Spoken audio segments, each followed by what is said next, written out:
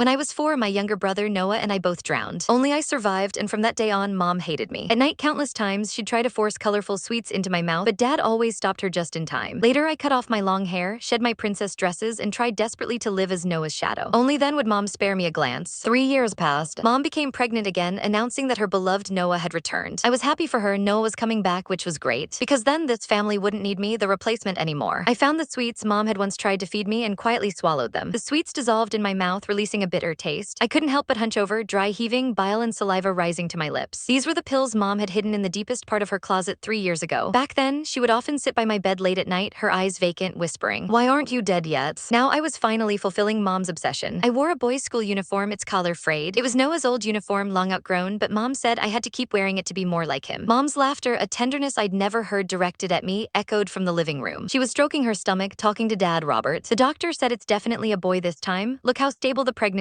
is." Her voice was sickeningly sweet. "Soon, I won't have to look at that blight on our family's face ever again." I wanted one last look at Mom's smiling face. Just as I reached the doorway, Dad saw me first, his brow furrowing. "Scarlett, why aren't you doing your homework?" His gaze swept over my uniform, then quickly flicked away as if he'd seen something offensive. Mom turned, her smile freezing instantly. "Who told you to come out? Your hair's grown out again. Didn't I tell you to cut it short, just like Noah's buzz cut?" She hurried over, her finger jabbing hard at my head. "Always causing trouble. When Noah is born, if you dare to bother him, I'll break your legs." I flinched back, the red mark on my forehead stinging. The sweets in my stomach seemed to be dissolving, a throbbing pain rising in my abdomen, forcing me to bend over. Dad started to come to my aid, but Mom blocked him. "Don't touch her, she's probably just faking it for sympathy." I bit my lip, saying nothing, slowly retreating to my room. With every step, my stomach felt like it was being twisted by knives. My limbs began to go numb, and even my hands clutching the doorframe trembled uncontrollably. I lay on the bed, my body starting to twitch. The door pushed open, it was Dad holding a glass of warm water. He placed the glass on my nightstand, hesitating for a long moment before saying, "Scarlett, your mom is pregnant. Her emotions are a bit volatile, so don't take it to heart." I shook my head, but only a weak whimper escaped. Dad's figure began to blur in my vision. Dad sighed, then simply pulled the blanket over me. "Get some good sleep, you'll be fine tomorrow." He closed the door as he left, and silence enveloped the room. I reached under my pillow for the small toy car, Noah's favorite. Most of its paint had chipped off, but I polished it clean every day. Mom said it was Noah's, and I had to keep it safe. Last time, when a classmate tried to take it, I fought desperately, taking a beating to get it back. Gradually, my vision blurred completely. I hugged the toy car tightly and closed my eyes. "Mom, Noah's coming back. You won't have to suffer looking at me, your replacement, anymore. This way, it's truly good." Slowly, I felt the pain fade away. Like a dandelion seed carried by the wind, I floated gently into the air, clearly seeing the small body on the bed. The crumpled school uniform clung to her face as white as paper, her lips an unnatural purplish blue. A smudge of undigested bile still clung to the corner of her mouth, and in her hand, she clutched that small toy car. Mom pushed the door open just as I was looking down at my own hands. They were transparent, allowing the sunlight to pass through them, revealing a photo of Noah. She didn't glance at me on the bed. Instead, she walked straight to the desk, picked up Noah's photo, and meticulously wiped it clean, murmuring, "Noah, Mom's going to buy you a new bassinet today. Do you like blue or yellow?" She turned to leave, accidentally kicking the bed frame. Only then did she impatiently glance at me on the bed, frowning. "Still sleeping? The sun's practically noon. Get up and make breakfast. Do you want to starve Noah and me?" I floated in front of her, trying to speak, but she couldn't hear me. She shuffled out in her slippers, still humming a lullaby. From the living room, I heard Dad, Robert scrambling eggs, and Mom's, Claire's instructions. "Add 2 more spoonfuls of sugar." Noah always loved sweets. I floated to the kitchen doorway, watching Dad put pancakes on a plate. They were heart-shaped. I used to love pancakes like that too, but ever since Noah died, Dad had only made round ones. He said Noah didn't like anything fancy. Mom took the plate, carefully placing it in the center of the dining table, as if worshipping a precious artifact. "Go wake her up for breakfast," Mom told Dad, her tone full of impatience. "Don't let her make us late for buying Noah's bassinet." Dad put down his glass of milk and walked towards my room. I followed behind him, watching him stand by the bed, reaching out his hand, then letting it fall onto the blanket instead. "Scarlett, time to get up." His voice was soft. "We're going to buy a bassinet today. Do you want to come with us?" The me on the bed didn't stir. Dad's fingers trembled, and he nudged my shoulder. "Scarlett." Mom's voice came from the living room. "What's taking so long? Is she faking sleep again?" She hurried in, saw Dad frozen by the bed, and immediately flared up. "She's definitely faking it. She just doesn't want us to buy Noah a bassinet. Let's just go without her. Noah is waiting." Dad didn't move. He looked at me on the bed, very agitated. "She's our daughter, too." "She is not," Mom shrieked. "My only child is Noah. She's the one who killed Noah." She grabbed the photo from the desk and smashed it to the floor. Glass shards cut Dad's hand. Dad didn't say a word, just quietly picked up the fragments, wrapping his wound with a tissue. The living room phone rang. It was Ms. Rodriguez, my teacher from school. Mom answered, her tone immediately softening. "Hello, Ms. Rodriguez, is this about Noah?" "Oh no, I mean about Scarlett." Hearing the teacher ask why I hadn't been to school, Mom's voice turned cold again. "She's just intentionally skipping school. Ms. Rodriguez, please don't bother with her. Let her fend for herself." She hung up the phone, then pulled Dad outside. "Let's go. Don't let her make us late for buying Noah's bassinet." Dad looked back at my room, his steps faltering, but Mom pulled him away. The moment the door closed, I saw Dad wipe his eyes. The house was eerily silent, only the ticking of the wall clock breaking the stillness. I floated to the bedside, looking at myself. My face was still round, but it was so gone it was unrecognizable, my chin unnaturally sharp. My hair had grown quite a bit, covering my eyes, not not short as Mom demanded. I remembered the last haircut. The stylist accidentally cut it a bit too short and Mom had yelled at him, saying he'd ruin Noah's look. When we got home, she made me kneel for 2 hours, then told me I wasn't worthy of having hair like Noah's. As I knelt there looking at Noah's photo, I suddenly felt very distant. In the afternoon, Mom and Dad returned, carrying a blue bassinet embroidered with little bears. Mom couldn't stop smiling, placing the bassinet in the center of the living room and telling Dad, "Noah will definitely love this. He always loved sleeping with a teddy bear." Dad glanced at my room, then quietly asked, "Shouldn't we check on Scarlet?" Mom's face instantly hardened. "Why check on her? She'll come out when she's hungry." She sat by the bassinet, gently rocking it, humming a lullaby, her eyes filled with a tenderness that could melt. I floated closer, looking at the blue bassinet. It was small, delicate, just what Noah would have liked. Mom used to say she'd buy it for his birthday, but Noah left before his birthday came. Now the bassinet was finally here, and its little owner would soon return in another form. Mom suddenly looked up, as if sensing something, and glanced towards where I was. I quickly floated to the ceiling. Her gaze swept over the empty living room, then she frowned and lowered her head, continuing to rock the bassinet. "Noah, Mom is waiting for you to come back," she whispered. "I'll never let you leave again." I looked at her profile, feeling no sadness at all. Mom was finally getting her Noah back, and I, the replacement, was finally fading away for good. This way, everyone could find happiness. On the third morning, a knocking on the front door echoed through the house, so loud it sounded like the door frame would splinter. I floated to the living room, watching Mom impatiently open the door. Ms. Rodriguez, my school teacher, stood outside. "Scarlett's mom." Ms. Rodriguez's face was stern. "Scarlett hasn't been to school for 3 days. I couldn't reach you by phone, so I came to check." She peered into the house. "Is Scarlett home?" Mom's face immediately darkened. She blocked the doorway, preventing Ms. Rodriguez from entering. "She's home, just throwing a tantrum and refusing to go to school. Please don't worry about her, I'll talk to her." "It's not about a tantrum," Ms. Rodriguez frowned. "Last week, some students reported that Scarlett was being bullied at school. Those kids were trying to pull off her clothes and splashing cold water on her. I wanted to discuss how to handle it with you, but I couldn't get a hold of you." Mom jumped up like a cat whose tail was stepped on. "Don't listen to those kids' nonsense. Scarlett must have provoked them herself. She's been mean-spirited since she was a child. She killed her brother, and now she wants to act pitiful at school for sympathy." Ms. Rodriguez's face grew even more serious. "Scarlett's mom, I saw Scarlett's injuries, they're all recent, and from what I understand, Scarlett was protecting a classmate when those children bullied her. She's very well behaved at school and works hard. You can't talk about her like that." "Well behaved, my foot?" Mom shrieked, her voice so loud it could be heard throughout the hallway. "If she were well behaved, how would Noah have died? She's a jinx. I shouldn't have let her live." Ms. Rodriguez was startled by her outburst, sighing, "If you continue like this, I'll have no choice but to contact Child Protective Services. Scarlett is a good child. You can't treat her this way." With that, she turned and left. Mom continued to curse behind her until Ms. Rodriguez's figure disappeared down the stairwell. After closing the door, Mom trembled with rage. She walked to my bedroom door and kicked it hard. "Scarlett, look at the trouble you've caused me. Now even the teacher is showing up at our door. Why don't you just die?" I floated beside her, looking at her distorted face, and suddenly remembered the drowning incident when I was 4. Noah and I fell into the river. I desperately clung to his hand, but the current was too strong, sweeping us apart. When I was rescued, I saw Mom crying, holding Noah's lifeless body. The first thing she said to me was, "Why aren't you dead yet?" Dad Robert emerged from his study, stopping Mom. "Stop yelling, the neighbors can hear you." His voice was low. "Scarlett hasn't eaten in 3 days. Let's go check on her." Mom shook off his hand. "Why check on her? She won't die." But this time, Dad didn't listen to her. He pushed open the door and entered the room. Mom hesitated, then followed him in. Dad walked over, pulling back the blanket. Sunlight fell upon my body. I could clearly see my pale face, my purplish lips, and the dried blood at the corner of my mouth. Hit follow and stay tuned for more updates.